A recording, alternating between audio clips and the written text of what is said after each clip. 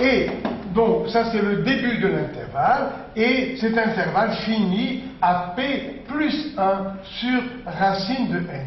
Donc vous voyez tout de suite que la mesure de la probabilité P, vous voyez, le calcul de la probabilité P est situé au centre de cet intervalle. Je le dessine ici. Voici les fréquences en pourcentage, mon 0% et mon 100%. Plaçons ici cet intervalle.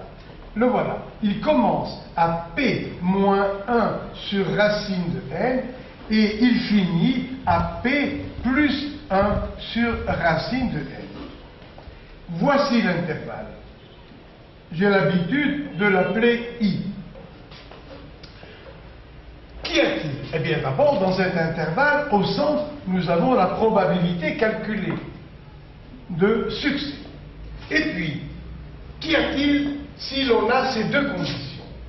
Donc, si la probabilité de l'événement est comprise entre 0,2 et 0,8, et si le nombre d'épreuves n dépasse 30, alors nous avons une probabilité de plus de 95% pour que la fréquence mesurée dans ces conditions appartienne à cet intervalle. Je reprends l'intervalle de fluctuation, c'est-à-dire de variation de la fréquence. Lorsque l'épreuve correspond à ces deux conditions, c'est-à-dire il faut que la probabilité de succès de l'épreuve soit calculée entre 0,2 et 0,8 et il faut que le nombre d'épreuves dans l'échantillon dépasse 30 et un échantillon va nous donner une fréquence f qui va appartenir à l'intervalle de fluctuation, celui-là, avec une probabilité qui va dépasser les 95%. Donc si toutes les épreuves réalisées dans l'échantillon se font régulièrement, sans la triche, sans la corruption lors d'élections, eh bien, la fréquence qui sera mesurée à la fin de ces n épreuves sera comprise à l'intérieur de l'intervalle appelé intervalle de fluctuation. Nous aurons plus de 95% de chance de mesurer la fréquence de l'événement, du succès, à l'intérieur de l'intervalle de fluctuation. Et bien sûr, il va rester 2,5% de probabilité ici, et là, 2,5%. C'est-à-dire que si jamais la fréquence mesurée est en dehors de cet intervalle, avec une probabilité de 5%, eh bien, c'est que la fréquence a été mal mesurée et elle doit être rejetée ou la série d'expériences doit être recommencée. Voilà la décision. Avant de passer à l'intervalle de confiance, donc, je vous fais un dernier résumé. Prenons une série de n épreuves, à condition que n dépasse 30 épreuves, dans un événement de probabilité de succès compris entre 0,2 et 0,8. Donc, si ces deux conditions sont réalisées, on réalise un échantillonnage qui correspond à ces deux conditions. L'échantillonnage va nous donner une fréquence de succès. Eh bien, cette fréquence de succès va appartenir à l'intervalle de fluctuation avec une probabilité qui va dépasser les 95%. On est sûr à 95% que la fréquence mesurée d'après ces deux conditions va appartenir à l'intervalle de fluctuation qui commence à P-1 sur racine de n et qui finit à P plus 1 sur racine de n. On peut prendre par exemple un petit exemple numérique. Alors, prenons l'exemple toujours du lancer de la pièce avec la probabilité de succès d'apparition de pile égale à 50%. Et nous allons lancer cette pièce 100 fois. Donc, on va faire les mesures sur un échantillon de taille 100. Ça veut dire qu'on va lancer la pièce 100 fois. Et nous aurons un certain nombre de succès. Donc, nous allons avoir une fréquence de succès S qui dépend bien sûr de ces 100 fois. On va l'appeler petit f. Et alors, eh bien, là, nous avons P égale 50%, c'est-à-dire 0,5. Autrement dit, P vérifie la condition de 0,2 à 0,8. Deuxièmement, on a lancé 100 fois. Eh bien, les n égale 100 sont plus grands que 30. Eh bien alors, chaque fois qu'on va lancer la pièce 100 fois, on est sûr que la fréquence obtenue va être située à l'intérieur de l'intervalle de fluctuation. Calculons-le.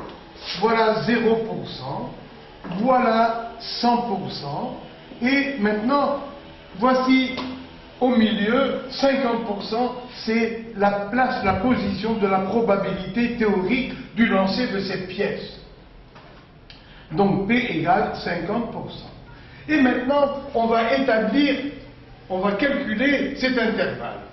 Alors, l'intervalle I commence à P moins 1 sur racine de n et finit à P plus 1 sur racine de n.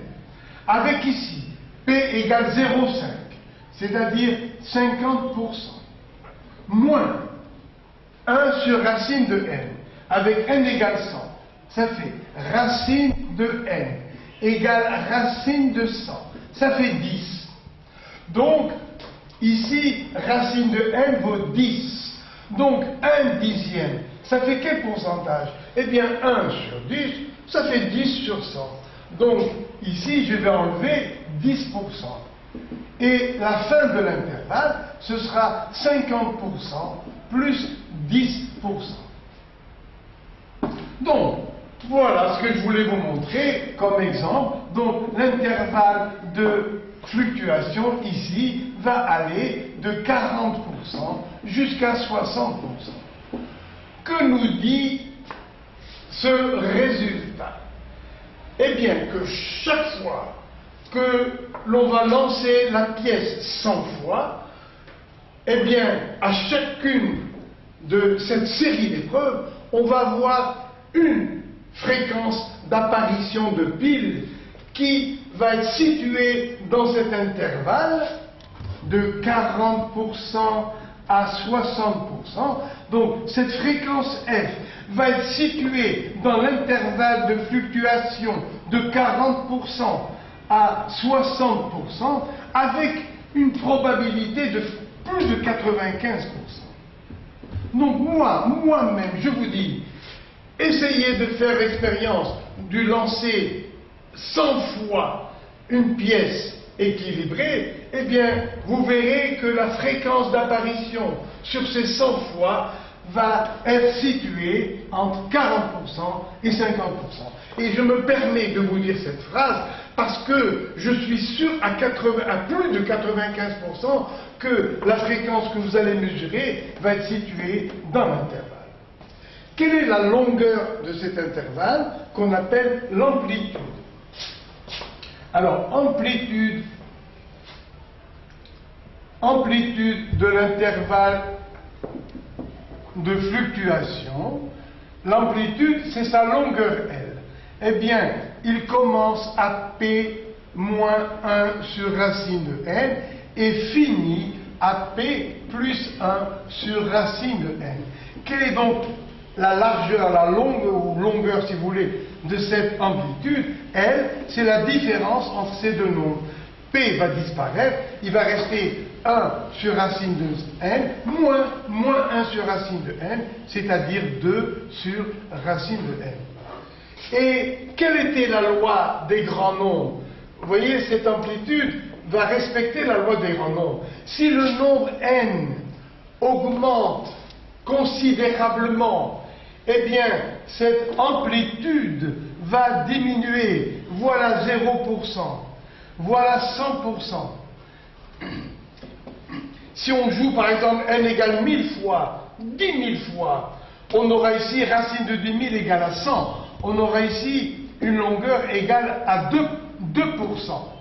Donc voilà la probabilité du succès S de l'événement considéré, et l'intervalle de fluctuation va être très petit en pourcentage. Si n vaut 10 000, racine de 10 000 ça fait 100, il sera égal à 2%, c'est tout. Donc il sera très resserré autour de la probabilité, à condition de jouer un nombre de fois fantastique.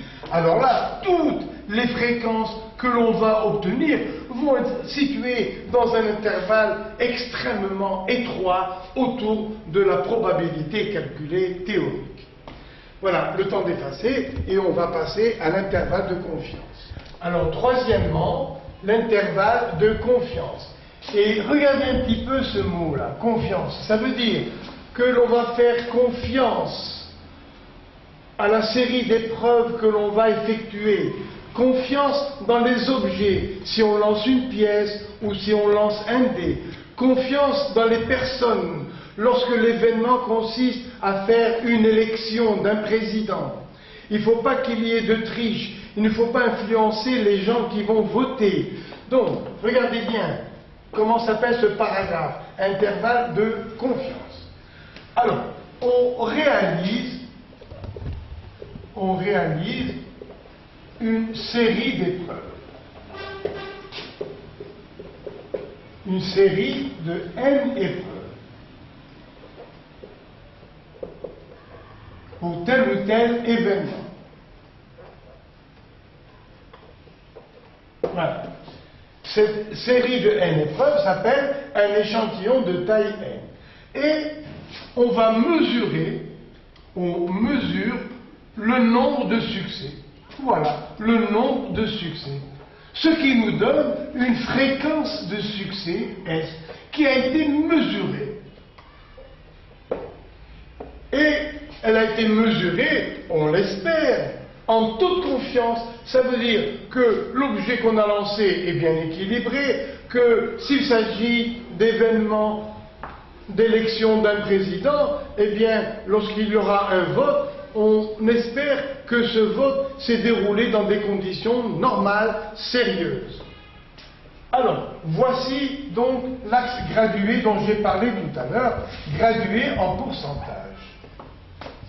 Et voici la fréquence que l'on a mesurée. Là.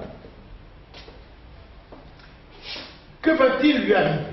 Alors, tout à l'heure, nous avons dit que la fréquence mesurée, F, appartient à l'intervalle de fluctuation qui commence à P moins 1 sur racine de n et qui finit à P plus 1 sur racine de n. Je viens de vous dire que lorsqu'on réalise une série d'épreuves, c'est-à-dire on fait un échantillonnage, la fréquence mesurée va appartenir à l'intervalle de confiance avec une probabilité de plus de 95%. Donc, si on met maintenant une suite d'inégalités, un encadrement, petit f est encadré par p moins 1 sur racine de n et p plus 1 sur racine de n. Cet encadrement va être établi avec une probabilité de plus de 95%. Si tout se passe bien. Et maintenant,